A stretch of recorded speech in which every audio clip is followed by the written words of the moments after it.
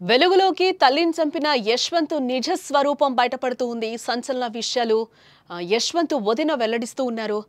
అమ్మని నోరారా పిలవలేదు ఇప్పటివరకు కూడా యశ్వంత్ అని కూడా వదిన చెప్తూ ఉన్నారు. 2 సంవత్సరాల నుంచి కూడా చిత్రహింసలకు గురి చేసేవాడట.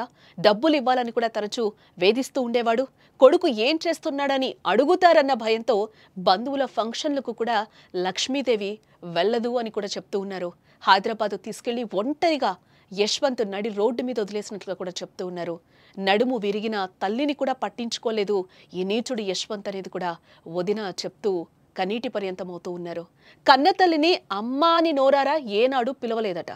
పసిప్రాయంలో చిన్న దెబ్బ తగిలితే అల్లాడిపోయిన ఆ తల్లి నడుము విరిగి నొప్పితో విలువెల్లాడుతున్నా పట్టించుకోలేదు.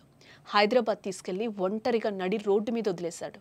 ఆ కొడుకు రాక్షసత్వానికి ఆ తల్లి పడిన వేదన అంత ఇంత కాదు. కొడుకు ఏం చేస్తున్నాడని బంధువులు అడుగుతారనే భయంతో సిగ్గుతో ఆ తల్లి నలుగురిలోకి వెళ్ళలేకపోయింది. ఆ నీచుడెవరో కాదు, కడప జిల్లా ప్రొద్దుటూరులో తల్లిని చంపిన యశ్వంత్.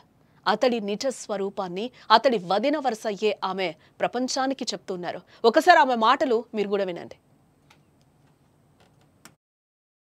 ఏం లేదన్నా, ఒక్కొక్కసారి ఒక్కొక్కలాగా బిహేవ్ చేస్తున్నాడు. మళ్ళీ డిజార్డర్ లాగా అట్లాగా ఒక్కొక్కసారి ఒక్కొక్కలాగా మాట్లాడుతున్నాడు. నేను బాగున్నాను, జాబ్ చేస్తాను అని వాళ్ళ అమ్మని నమ్మించి అక్కడికి తీసుకెళ్ళి కష్టపెట్టినాడు తెలుసా. బస్సు కూడా ఎక్కికున్నా, అమ్మ పోలియో నడిచలేదు సరిగా, అయినా కానీ కష్టపెట్టి నడిపించుకుంటా తీసుకెళ్ళి అట్లా హింసాత్మకంగా ఉంటది వాడి బిహేవియర్ అంతా. అట్లా హింస పెట్టినాడు. ఆ తల్లిని కొడతారా అన్న ఎవరైనా కానీ, కొట్టినాడు. ఎందుకు ఇట్లా చేస్తున్నావు అని అంటే హింస పెట్టినాడు. 1 సంవత్సరం 2 ఏళ్ళ నుంచి ఆమెని చాలా ఇబ్బంది పెట్టినాడు. బాధపడతానే ఉంది. ఇట్లనే పెళ్లిళ్ళకి ఎక్కడికైనా పోతే మీ బాబు ఏం చేస్తున్నాడని అడుగుతుంటారని ఆమె అసలు పోనే పోదండి. ఎస్, నిందితుడు యశ్వంత్ ఎవరైతే ఉన్నారో యశ్వంత్కి వదిన వరుస అవుతారు. ఇప్పుడు ఆ బయట మొత్తం కూడా ఆమె ఏం చెప్తున్నారో యశ్వంత్ గురించి కూడా మనం విన్నాం. ఏ రోజు కూడా తల్లిని నోరారా కూడా అమ్మ అని పిలవలేదు. హింసాత్మకంగా చూసేవాడు, చాలా హింసించేవాడు. హైదరాబాద్ తీసుకెళ్లి కూడా నడి రోడ్డు మీద వదిలేశాడు. ఆమెకి పోలియో ఉంది. ఈ మధ్య కాలంలో కూడా ఆమె పడిపోయారు. పడిన తర్వాత కూడా ఆమెకి కొంచెం నడుము ఫ్రాక్చర్ అయింది. అలాగే ఈ భుజానికి సంబంధించి కూడా ఆమెకి 2 టైమ్స్ సర్జరీ అయినట్లుగా, ఆ భుజం కూడా జారినట్లు కూడా ఆమె చెప్పి ఆవేదన వ్యక్తం చేస్తూ ఉన్నారు. ఒక్కోసారి ఒక్కోలాగా బిహేవ్ చేస్తూ ఉంటాడు ఈ సైకో అని చెప్పి కూడా ఆవిడ వదిన కొంచెం బాధాతప్త హృదయంతో కూడా మాట్లాడుతూ ఉన్నారు. మాట్లాడేటప్పుడు కూడా ఆవిడ చాలా మంచిది, బాగా చూసుకుంటుంది.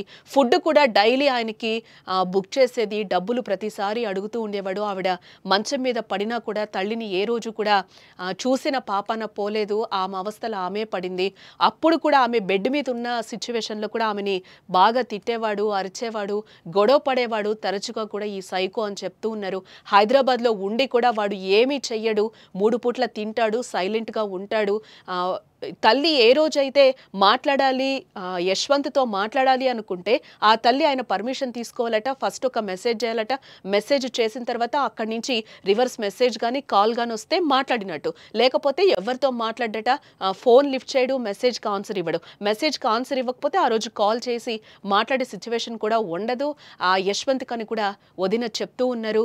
ఇలాంటి సిచ్యువేషన్లోనే ఆ తల్లిని చాలా హీనంగా యశ్వంత్ చంపేసిన పరిస్థితి అయితే కనిపిస్తూ ఉంది. అసలు నిజాలన్నీ కూడా పోలీసుల విచారణలో కూడా బయటపడుతూ ఉన్నాయి. అసలు యశ్వంత్ ఏ విధంగా ఉంటాడు అనేది కూడా ఆ వదిన చెప్పే ప్రయత్నం అయితే చేస్తూ ఉన్నారు. ఎక్స్క్లూజివ్గా ఆమె మాట్లాడిన వీడియోను కూడా మనం చూస్తూ ఉన్నాం. ఇంకొకసారి వినే ప్రయత్నం చేద్దాం. ఏం లేదన్నా, ఒక్కొక్కసారి ఒక్కొక్కలాగా బిహేవ్ చేస్తున్నాడు. మళ్ళీ డిజార్డర్ లాగా అట్లాగా ఒక్కొక్కసారి ఒక్కొక్కలాగా మాట్లాడుతున్నాడు. నేను బాగున్నాను, జాబ్ చేస్తాను అని వాళ్ళ అమ్మని నమ్మించి అక్కడికి తీసుకెళ్ళి కష్టపెట్టినాడు తెలుసా. బస్సు కూడా ఎక్కికున్నా, అమ్మ పోలియో నడిచలేదు సరిగా, అయినా కానీ కష్టపెట్టి నడిపించుకుంటా తీసుకెళ్ళి అట్లా హింసాత్మకంగా ఉంటది వాడి బిహేవియర్ అంతా. అట్లా హింస పెట్టినాడు. ఆ తల్లిని కొడతారా అన్న ఎవరైనా కానీ, కొట్టినాడు. ఎందుకు ఇట్లా చేస్తున్నావు అని అంటే హింస పెట్టినాడు. 1 సంవత్సరం 2 ఏళ్ళ నుంచి ఆమెని చాలా ఇబ్బంది పెట్టినాడు. బాధపడతానే ఉంది. ఇట్లనే పెళ్లిళ్ళకి ఎక్కడికైనా పోతే మీ బాబు ఏం చేస్తున్నాడని అడుగుతుంటారని ఆమె అసలు పోనే పోదండి. ఎస్. చూసారా వాళ్ళ వదిన ఏం చెప్తున్నారో, కొట్టేవాడు తల్లిని ఎవరైనా కొడతారా, అమ్మని ఎవరైనా కొడతారా? ఆ నోటితో ఎప్పుడు కూడా అమ్మ అని పిలవలేదు. అయినా కూడా ఆమె ఓపిక పట్టింది. అలాగే బెడ్ మీద ఉన్నప్పుడు కూడా కొట్టేవాడు, తిట్టేవాడు అని కూడా చెప్తుంది. నడి రోడ్డు మీద తల్లిని వదిలేయడము, ఆమె పోలియో ఉన్న వ్యక్తి ఎందుకు అట్లా చేస్తాడు? ఒక్కొక్కసారి ఒక్కొక్కలాగా ఉంటాడు ఈయన బిహేవియరు. ఫుడ్ మొత్తం కూడా అక్కడికి వెళ్ళి ఆ రూమ్లో ఎక్కడైతే ఉంటున్నాడో, హైదరాబాద్ రూమ్లో ఎక్కడైతే ఉంటున్నాడో అక్కడ సైలెంట్గా ఉంటాడంతే. 3 పూట్ల ఇక్కడి నుంచి ఫుడ్ బుక్ చేయాలి, ఆయన అడిగినప్పుడు డబ్బులు పంపించాలి అని కూడా చెప్తున్నాడు. ఇదే నేపథ్యంలోనే ప్రొద్దుటూరుకి వెళ్ళి కూడా ఈ డబ్బుల గురించే గొడవ పెట్టుకుని తల్లిని చంపేసిన వైనం అయితే అక్కడ మనకి క్లియర్గా కనిపిస్తుంది. 10,000 రూపాయలు అడిగాడు. అడిగిన తర్వాత ఆ తల్లి ఇవ్వను అని చెప్పింది. ఇక్కడ మధ్యలో ఇద్దరికి కూడా కొంచెం వాదులాట జరిగింది. వాదులాట జరిగిన తర్వాత ఒక్కసారిగా నేను దేవుణ్ణి, నాకు డబ్బులు ఇవ్వాలి నేను అడిగినప్పుడు అని యశ్వంత్ చెప్పడం జరిగింది. తల్లి నువ్వు దేవుడివి కాదు, ఏం కాదు అని చెప్పి ఇద్దరి మధ్యలో ఒక చిన్నపాటి గొడవే జరిగింది. జరిగిన తర్వాత నేను దేవుణ్ణి కాదు అంటావా అని చెప్పి 10,000 ఇవ్వవా నేను అడిగినప్పుడు అని చెప్పి కూడా ఆ తల్లిని నిర్దాక్షిణ్యంగా పీక కోసి లాగి బయటకి ఈడ్చుకొచ్చిన వైనం అయితే నిన్న మనం చూసాం. ఇదైతే ఇంకా ఆయనకి సంబంధించి కూడా విషయాలు చాలా వరకు కూడా బయటకు వస్తూ ఉన్నాయి. ఈ నేపథ్యంలోనే పోలీసుల విచారణలో కూడా పోలీసులకు కూడా తను అదే చెప్పిన విషయం కనిపిస్తుంది. నేను దేవుణ్ణి మా అమ్మ నమ్మలేదు, సో అందుకని నేను చంపేయాల్సి వచ్చింది అని కూడా చెప్తూ ఉన్నాడు. ఆఖరికి ఆ తండ్రి కూడా, యశ్వంత్ తండ్రి అయితే ప్రాధాయపడ్డాడు. భాస్కర్ కూడా వాళ్ళ అమ్మకి తలకొరివి పెట్టాలి, అంత్యక్రియలు ముగించాలి, పంపించండి అన్న టైంలో కూడా పోలీసులు పంపించిన పరిస్థితి, నా కొడుకు పరిస్థితి బాలేదని కూడా ఆయన కూడా ఒక అమాయకత్వాన్ని ఇంకా యశ్వంత్ మీద చూపిస్తున్న పరిస్థితి కనిపిస్తుంది. ఒక్కగానొక్క కొడుకు వల్ల చాలా గారాబంగా, చాలా ప్యాంపరింగ్ చేసి కూడా ఆ అబ్బాయిని, యశ్వంత్ని, నిందితుడిని చూసుకున్న పరిస్థితి కనిపిస్తుంది. ఈరోజు ఆ తల్లిని ఈ లోకంలో లేకుండా చేశాడు.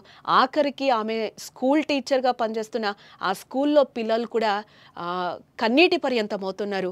ఎప్పుడూ కూడా వాళ్ళు అమ్మ అనే పిలిచేవారట, మేడం అని పిలిచేవారు కాదట. ఒక రకంగా ఆ స్కూల్ కూడా ఈరోజు మూగబోయిన పరిస్థితి కనిపిస్తుంది.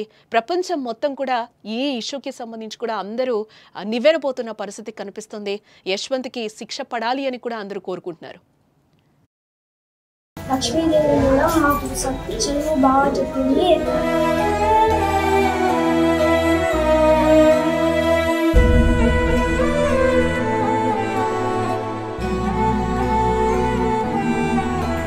మేమంతా అల్లరి చేసినా మమ్మల్ని కన్న కొడుకులాగా బాగా చూసుకుంటుంది.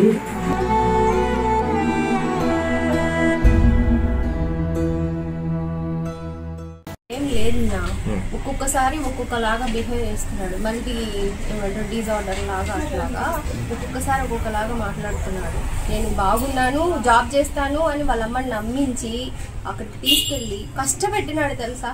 బస్సు కూడా ఎక్కికుండా, అమ్మ పోలియో నడిచలేదు సరిగా, అయినా కానీ కష్టపెట్టి నడిపించుకుంటా తీసుకెళ్ళి అట్లా హింసాత్మకంగా ఉంటుంది వాడి బిహేవియర్ అంతా. అట్లా హింస పెట్టినాడు. ఆ తల్లిని కొడతారా అన్న ఎవరైనా కానీ, కొట్టినాడు.